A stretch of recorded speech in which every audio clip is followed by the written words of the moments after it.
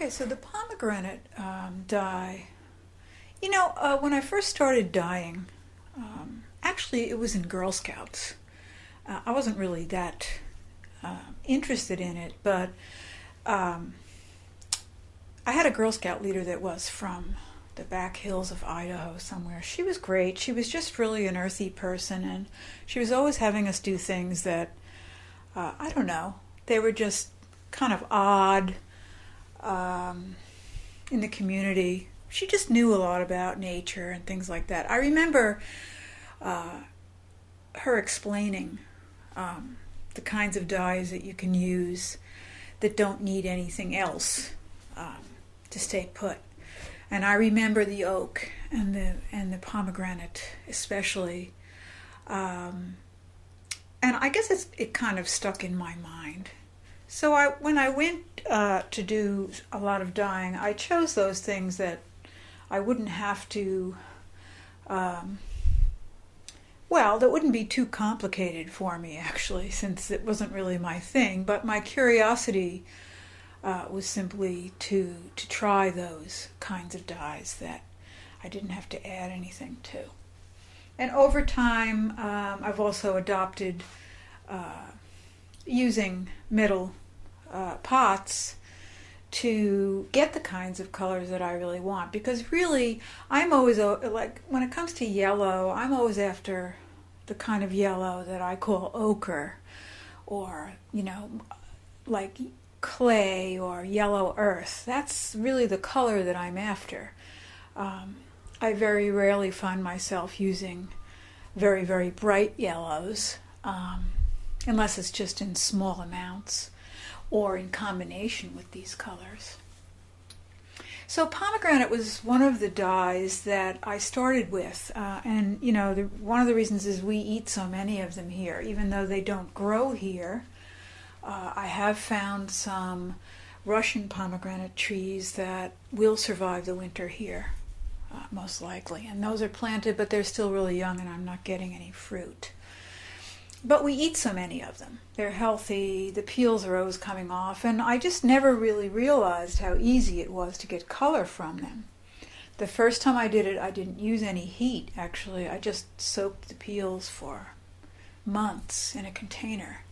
It got pretty stinky, but I got such a bright yellow liquid, I was like shocked. So since then, we always collect the peels, and I kind of, after dyeing them the first time, the color was way too bright for me, but I was still intrigued by the color and how much color came out of the peels. I also learned that just dyed straight up, they tend to fade, and the color's a little bit fugitive. But the tannin in the dye is really actually quite useful as a mordant for other colors. So I was always constantly creating a liquid. And then when I kind of started experimenting with the copper pot idea, because I found one, and I read a little bit about that kind of mordanting from India flint, I realized that when I dyed the color in the copper pot, it didn't fade. That was one great aspect of it. And the other thing was that it saddened the color a little bit, and it made it much closer to what I was looking for. So my style of dyeing for yellow is usually to use pomegranate, although I also use onion skins sometimes. I really like this color the best. Sometimes I mix them, actually. Usually I start out with a pot with just pomegranate and tea in it, and then I start just adding things to it. So because over time I get this really earthy yellow liquid, and it becomes browner and browner, and it becomes green. It just generates a whole ton of ochre-like colors. So I did a little dyeing today, and the strip on the left there is really actually an oak dipped linen, or the base fabric was that.